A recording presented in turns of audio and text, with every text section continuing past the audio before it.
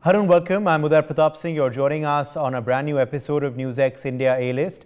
Today we're going to be joined by filmmaker Nila Madhab Panda, Decoding Dynamics managing partner Mayank Singh, and mentor, entrepreneur and changemaker Chiranjiv Patel, who will all be sharing their perspectives on their latest projects and endeavors. Let's begin with an exclusive interview with renowned filmmaker Nila Madhab Panda. He's speaking about his latest project, The Jengaburu Curse, India's first climate fiction thriller web series. Making his OTT debut with India's first climate fiction thriller. India's first sci-fi thriller web series, or cli-fi as you like to call it. Cinemas, we don't portray that, it has to be beyond drama, beyond Shakespeare's love story, A versatile filmmaker. What made you write it and how the response has been since you recently launched it, in fact, in Delhi itself? How in just these 3 to 4 decades, the world has almost changed. It's like a leapfrog movement, NewsX India A-List proudly recognizes Nila Madhab Panda for excellence in filmmaking. Harun, welcome. I'm Uday Pratap Singh. You're joining us on this special interview as part of our NewsX A-List series. We're in conversation today with filmmaker Nila Madhab Panda. Nila Madhab Panda, firstly, welcome to NewsX. Thank you so much for joining us today. Thank you. Thank you for having me. So your new project is all set to stream on Sony Live. Tell us a bit more about it. You're, I believe, touting it to be India's first sci-fi thriller web series, or cli-fi as you like to call it.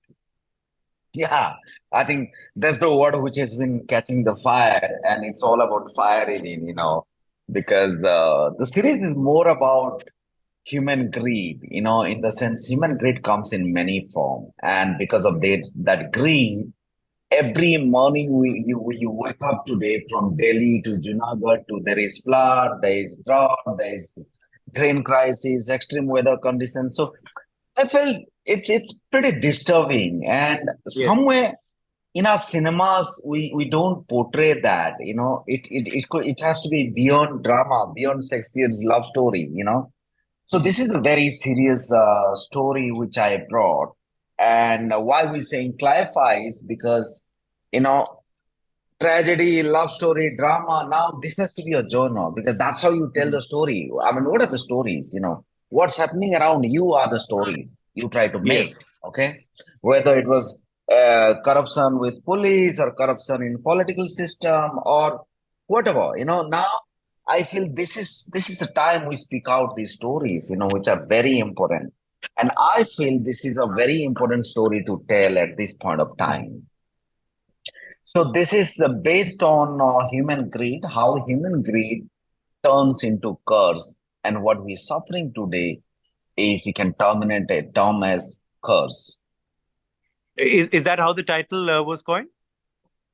Yes.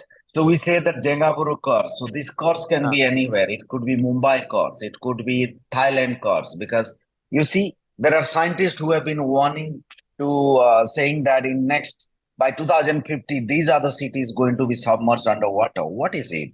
It is simple. Slightest range of temperature, high in temperature, sea level rise happens, and there are cities going to be submerged. So what is this? That's how we say we are cursed. We are cursed for our own deed. And interestingly, I try to show that in a very dramatic thriller. So you're going to enjoy it, but at the same time, you kind of face what we are doing to this world. And I think stories are the best way to tell the world how we are, what condition we are in. Yes, and this has been a topic close to your heart, isn't it? For those of you who followed the viewers and citizens of the country who followed your work and your life, climate change is something you have been campaigning for quite a while, isn't it, Nila Madhab Panda? But do you believe people have still not taken it seriously, despite what we're seeing around us? The floods, the weird weather, not just in India but world over. Well, indeed, I mean, I would say I'm simply coming and telling you the story, more than campaign or anything. But end of the day, if you talk about climate change, I've been talking since 2005. My first documentary was called Climate's First Orphan, which was on sea level rise. Mhm. But the basic issue is whenever we talk about climate change, environment, it becomes like a bookish topic. We say it might be happening somewhere else, but not with me. But it's here. It's affecting all of us. And I think that's how I thought that this is a very interesting story, which I had been doing research for years. Of course, it took a long time, 3 years.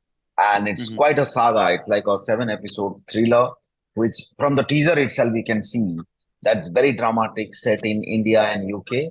And also, in a way, it's the first time you're going to see the real Yes. tribal indigenous people, natives, Our films doesn't really show that. Generally, when you show tribal, they become ulala. So this is Yeah. real people, yet very dramatic because end of the day, people like drama, people like a little bit of thriller. Mm. So all the contents are there, but end of the day, the story says how greed turns into curse is the Okay. Jangapuru curse. Okay. Let's also now just talk a bit about your memoir. You recently released it. It's called Return to Innocence. Tell us a bit about it. What made you write it, and how the response has been since you recently launched it, in fact, in Delhi itself. Yeah, I mean that book I was writing for a good number of years. I thought I had a very quick short span of career and in a short span, like in 4 decades, I felt Mhm. I'd seen a lot to this world.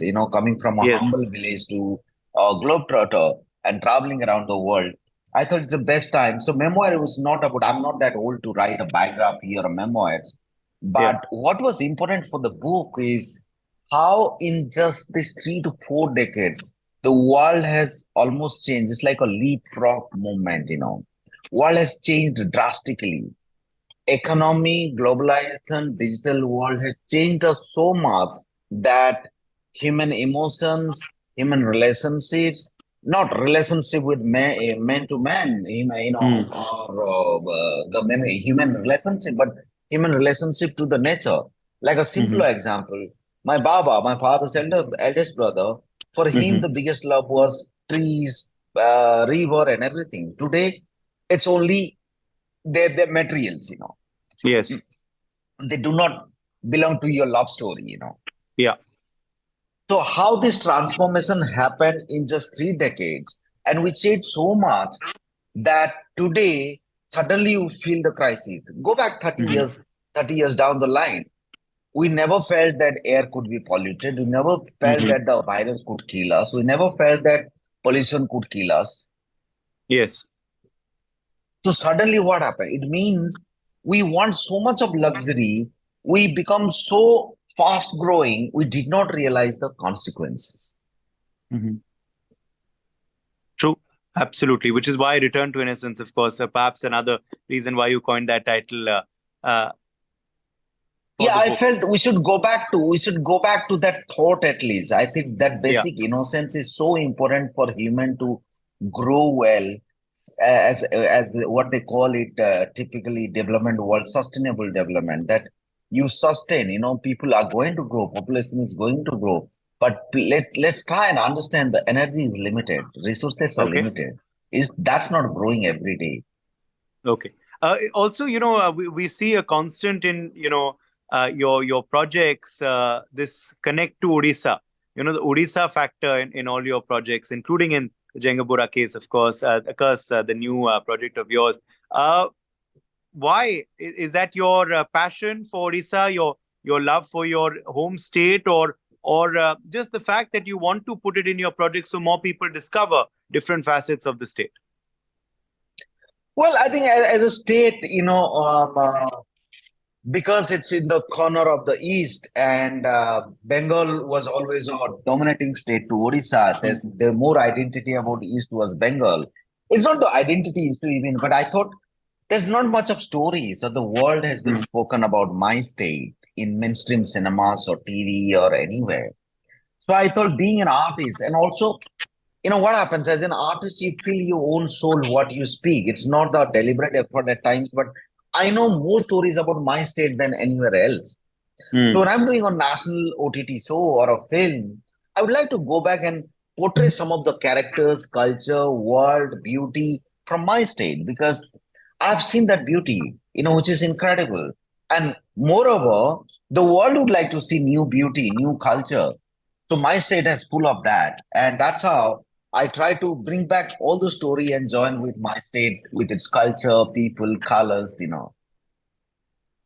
Okay. My final question to you, Nila Madhab Panda. Our show NewsX A-List highlights achievers, of course, from all walks of life in India who've excelled in their fields. What's one piece of advice you'd like to give people who are inspired by you and who want to get into films and filmmaking? Well, I think it's time. I mean, it's a beautiful world also we are growing today. That digital world makes us everything easier. So the time I started film, it was very difficult. You have to put money, you have to get equipment, da da da da. Today you can make a phone you can make a film sitting at home. Mhm. So I think one of the most interesting thing for cinema is whatever story you are convinced about, you write and make it happen when you believe Okay. it. And for that, you need perseverance. I should never look at cinema is something you should never look at money, price, or anything. Just make it happen. That's the easiest way to say. And it is actually very easy to do today. Okay. Well, thank you so much for joining us today, Nila Madhab Panda, and all the very best to you for the Jengapura Curse, which of course is streaming this August on Sony Live. And turning our focus now to another important interview on our NewsX India A-List show. Mayank Singh, the founder of the political consulting firm Decoding Dynamics, has engaged in a riveting conversation on his unconventional journey as India's youngest political strategist, and he also sheds light on his efforts to engage the youth in politics. India's youngest political strategist. How does it feel to be India's youngest political strategist? Election, that too in the world's biggest democracy, is like 24/7 carnival. And during the same time, as a strategist, we make the client to self-reflect on certain scenario-based questions. Decoding numbers and analyzing political scenarios. More about your state, and also as a political activist, what do you think then are your responsibilities? Entire set of people, we keep on hiring people when elections are scheduled. Like right now in Rajasthan, we need to hire our base, our cadets, and then train them. And those cadets or the Karyakarta, they go on the field with different set of questions. NewsX India A-List proudly recognizes Mayank Singh for excellence in political analysis. Joining us on NewsX India A-List is Mayank Singh, who is the founder of the political consulting firm Decoding Dynamics. His firm specializes in campaign designing and management, political consulting, strategic research, and insights. Thank you so much, Mayank, for joining us on NewsX India A-List. Thank you for having me here. Thanks. So we want to begin by asking you, how does it feel to be India's youngest political strategist? Well, I feel more like a political activist than a strategist.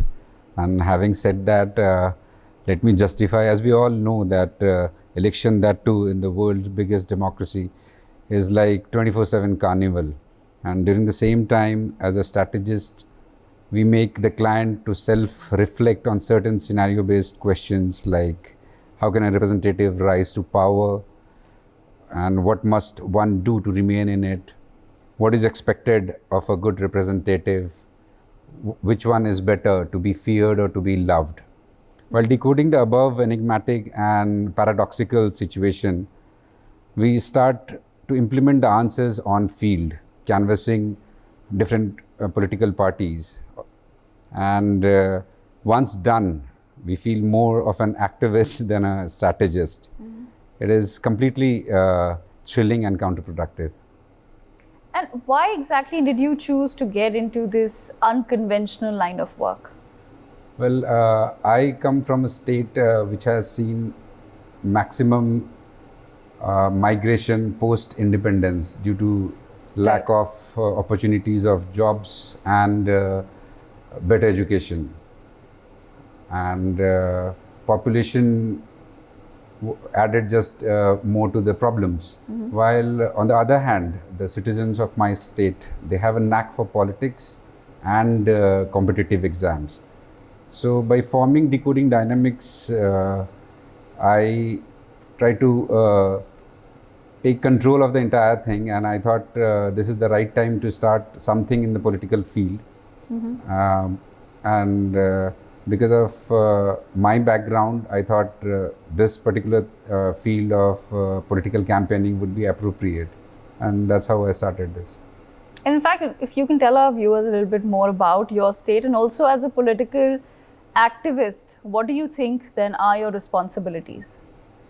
See, as a political activist, we keep on doing many things like hand-holding party karyakartas and our entire set of people. We keep on hiring people when elections are scheduled. Like right now in Rajasthan, we need to hire our base, our cadets, and then train them.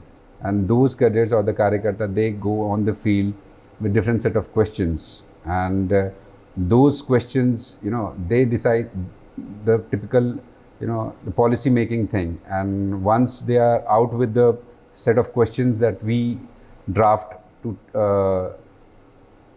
address the entire top leadership. Right. And that is how it works. And Mayank, how do you think we can get more youth into politics today?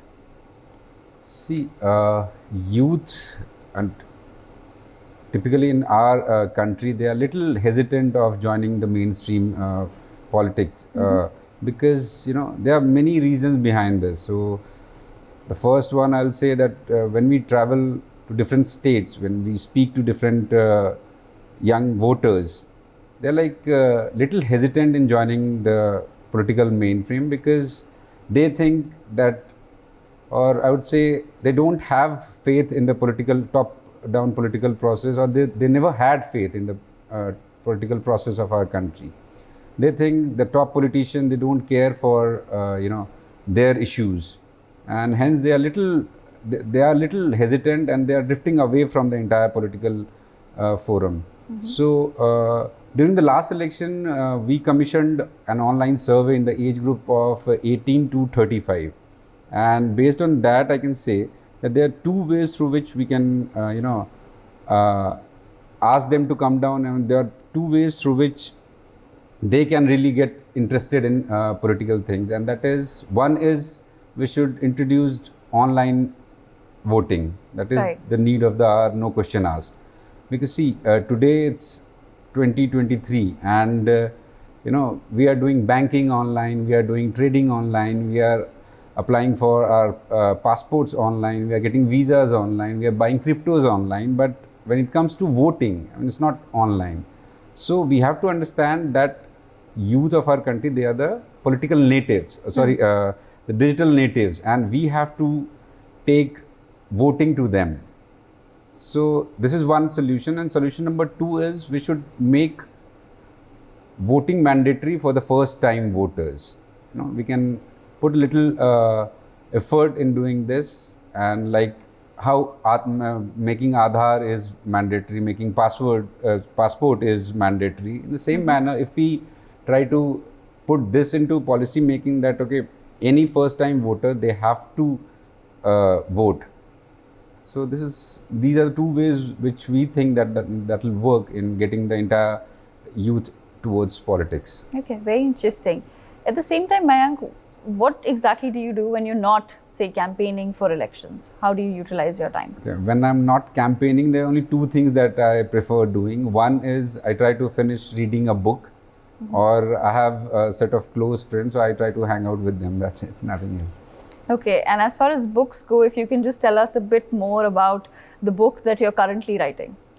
So that book is like at a very early stage, and I've just started writing. But to give you a little view, it would be more about the distorted history of our culture and our civilization, and few things that the youth of this country should be aware of. Like there are few things that is not there in the text or in the books, but there are plenty of things that is more to understand or recognize from our history.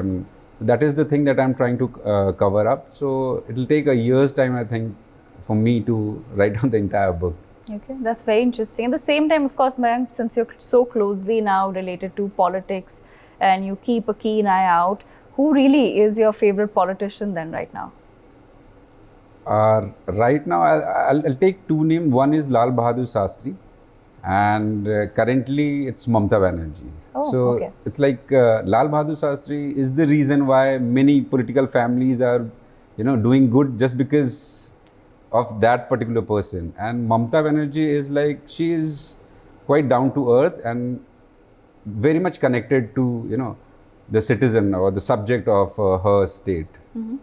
That's it.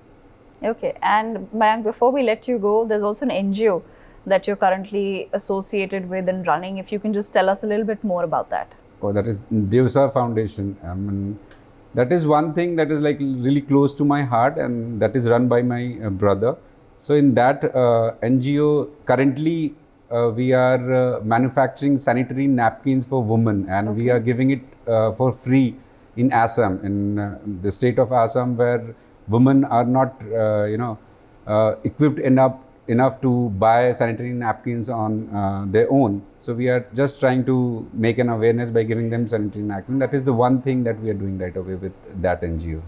Well, thank you so much, Mayank, for joining us on NewsX India A-List. It was a pleasure talking to you. Thank you so much. Thanks. And over to our next interview, a distinguished entrepreneur, mentor and change maker hailing from Gujarat, Chiranjiv Patel has made significant contributions to society through his entrepreneurial ventures and philanthropic endeavors. Let's listen into this conversation. An entrepreneur, a social worker. Can you tell us about that? It is very interesting. You're working on different platforms, there are multiple platforms. We started with 40 girls, and today in the span of 4 years, we are at 357 girls whose lifetime education is supported through Saksham Kanya Yojana. Helping making society a better place. Interestingly, in 2019, you had spoken at the UN, representing your business community. Can you tell our viewers about that? How was that? The top 400 people who are making a significant impact in the world, who are wealth creators also, but the wealth was used to build and kind of create slight success towards the sustainable goals, the UN SDG goals, which are the 30 goals. NewsX India A-List proudly recognizes Chiranjiv Patel for excellence in entrepreneurship. Hello and a very warm welcome to NewsX A-List. Today I'm joined with Mr. Chiranjiv Patel. He is an entrepreneur, change maker and mentor from Gujarat. A very warm welcome to NewsX, sir. Namaskar. Thank you. Mr. Patel, your work towards society is well known. On a daily basis, you're working towards the betterment and development of the society. What is it that motivates you on a daily basis? What is your calling on a everyday basis for the welfare of the society? I think I have always been quite vocal about it, that I only and only do it for my selfish interest.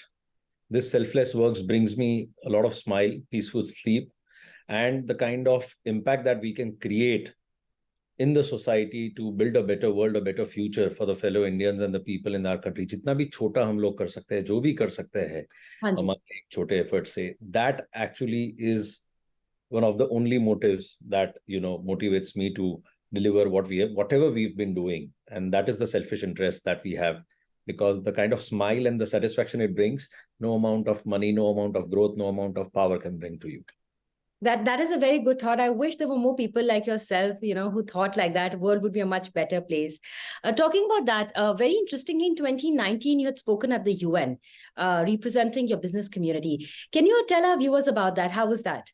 So it was also on the same lines, wherein the top 400 people who are making a significant impact in the world, who are wealth creators also, but the wealth was used to build and kind of create a slight success towards the sustainable goals, the UN SDG goals, which are the 30 goals. Now, what is UN SDG, this 30 goals about? It is basic necessities for every single individual in the world. जो भी आदमी पैदा होता है दुनिया में, उसको basic 30 चीजें provide करने का, I think everyone's, it is the duty of the government, it is the duty of the system, the community and the society at large. So these were the people who are contributing and aligning themselves with the governments of the countries that they were in. And they were working towards those goals, wherein such facilities can be created. So having done so much in various different 16 initiatives at my foundation, I was called to represent there, and where I spoke about the kind of old age home activities that we've been doing, 3 orphanages that we handle, the kind of work that we've been doing with women at the central jail here in Gujarat, and how the government has supported us, how the government has encouraged us, and to each of these initiatives that the government brings, and what we can do as the stakeholders of the society to support these initiatives. Normally, kya hota hai that we as individuals think that, government kar legi. But government, at certain times, they can create ideas, they can create, give us the vision, but they need the stakeholders of the society to come together and give back. And I am a firm believer that whatever we as corporates earn is from this society. और society का ही और हमारा इतनी ही जवाबदारी है ये society को वापस देने की. It is very important to give back to from where we take. Or when we take. And whatever I can give back to the community in my own small way, I've been trying to do that. And those were the, things that were discussed at United Nations. And I was really proud and privileged to represent our country at this age. And that 20 minutes probably gave not just me, but our entire country a standing ovation on how individuals like me contribute so much towards making India a much better place, and how we are today placed globally on the global map. So that standing ovation was not for me, but the country. No, absolutely, that standing ovation was for you, because it is very important that people think like you. What you said is absolutely right. The government can give us a vision, but to take the vision forward, also people need to have vision, and you have that for sure for the welfare of the society. Talking about your further visions of yours, the Saksham Kanya Yojana, can you tell us about that? It is very interesting. You're working on different platforms, and multiple platforms that have been mentioned, and I'll take our viewers through that, but this is one of your initiatives. Can you tell us more about it? Yeah, to just brief you in short about Saksham Kanya Yojana, was an initiative started 4 years back when I was about 39 years and my 40th birthday was approaching. What happened was that I firmly decided that I don't want to celebrate it or don't want to party, with my friends. And I apologize to all my friends that मैंने सबके साथ party already कर ली है, but I don't want to do that. I would not be able to do that. But I want to use all the money that I was going to use for your party to create a difference that will have a very long-lasting effect on the society. And our Honorable PM has, since the time he was the CM of Gujarat, he has been focusing on things called Kanya Kelavani when he was the CM, and Beti Bachao, Beti Padhao. These were the two slogans that have been very dear to him. And on that, taking inspiration from that, and when I was reading one of his articles, it struck me that I think we should all come together and see on how we can empower women. And this is one of the most important part of the society, to strengthen women. Only then, if the women are at the equal level, they are the future of our country, then the ecosystem of, of our society will be very stable if we have women and giving the equal opportunities to women. So I decided that after COVID, whatever I had worked during COVID and whatever I had seen, that these girls who had lost their parents, who were in, a very difficult situation, इनको school में fees नहीं दे सकते थे, वो पढ़ नहीं सकते थे. कई लड़कियां थी, उनका ऑलरेडी प्रोफेशनल स्टडीज में, मेडिकल में, सीए में एडमिशन हो गया था, वो कर नहीं पा रहे थे. They had lost their parents, even their family members who were ready to support them, वो भी they passed away in COVID. So there were so many families who did not know, how to support this girl child education. I said, let me take this up. We started with 40 girls. And today, in the span of 4 years, we are at 357 girls whose lifetime education is supported through Saksham Kanya Yojana. But again, it is not just me. It is with the help of all these friends, all these people of the society that we belong to, who has come together to support these girls. And there is a small target that in the next coming 4 to 5 years, if we can take this number to 1,000 girls, then I think the biggest goal of my life, of having educated this 1,000 girls and making them powerful to lead our country forward, will be one of the biggest things that I can be blessed by God. Absolutely. And not just those 1,000 girls, but a lot of other people who will hear you do that will also bless you, because we all believe that, a happy woman is not just a happy home, but a happy country also, which is a fact. They lead from the front. It's great to see people like you think like that. And not just women, you're also helping out youth with a very interesting mentorship program, which you have is Rupee One. Can you explain to our viewers what is that and how is it going forward? So I have been a very strong integral part of the startup journey since the word startup came into our country. And I have attended Global Leadership Academy and a lot of other startup programs across the world and participated in various universities. And I'm on the board of various national universities also as a governing board member. And I see a lot of students now start thinking about their initiatives at a very young age. Yes. But at the same time, we also have more than 78 to 80% of the students not being able to succeed in their startups. And what happens is in the first 3 years itself, somewhere they lose their way. They don't have the right access to the funds. They don't have the right ways of how to strategize and build their companies, how the 4 pillars of every single company come together to build a stronger company, how to strategize, how to build goals, how to should their vision be towards their employees. So I have been trained to do this. Now, I did not want to do anything just to invest and gain my profit out of it. I said my time during the day should also be utilized to build these startups into, a stronger company and make sure that we can create a small difference also from my end in this number of successful startups and have unicorns, more and more unicorns come out of our country. So to do that, I started a program which is called Rupee One Mentorship Program. We started with 5-6 startups. Slowly it turned to more and more applications like we launched on my social media platforms every year. Today we get more than 300, 400 applications every year. There is an entire team of professionals which select them. There are 3 rounds of selection process. We select the top 9 startups out of them. It's not just because they're the best, but where we think where I can contribute in my own small way, jahan meri expertise hai, jahan main kuch contribute kar sakta hu. And I give them every month 1 hour for 9 months. And so it's 9 hours, 9 meetings, and 9 expert sessions with Chiranjiv Patel. The charge for that at the 9th meeting is Rupee 1. Oh, how nice. That is so nice. Before I let you go, we really need to know from you, what are the other campaigns that you're working on? Is there something that is in pipeline which you would like to tell our viewers on this platform? Thinking on something called creating a big infection. We have a lot of viruses these days. तो एक छोटा virus, छोटा infection of kindness जो है, जिसको हम choose kindness campaign बुलाते हैं, वो लॉन्च बहुत जल्द करेंगे, where we'll ask your help also. Absolutely. So everyone does something small, post it, and let's create an infection which is talking about positive, which is talking about triggering positivity, creating a positive effect, and spreading the infection of kindness to each other. And let's come together as country, forgetting every caste, creed, religion, and talk about kindness, talk about positivity, and be together as one single platform and one single strong India together. That's a small effort. That's so nice, Mr. Patel. It's so good to hear that. It's so good to hear people like yourself give back to society in such a nice way. Thank you so much for speaking to NewsX, and we keep congratulating you and hoping that you continue such good work in the coming years. Look forward. Thank you so much. Thank you.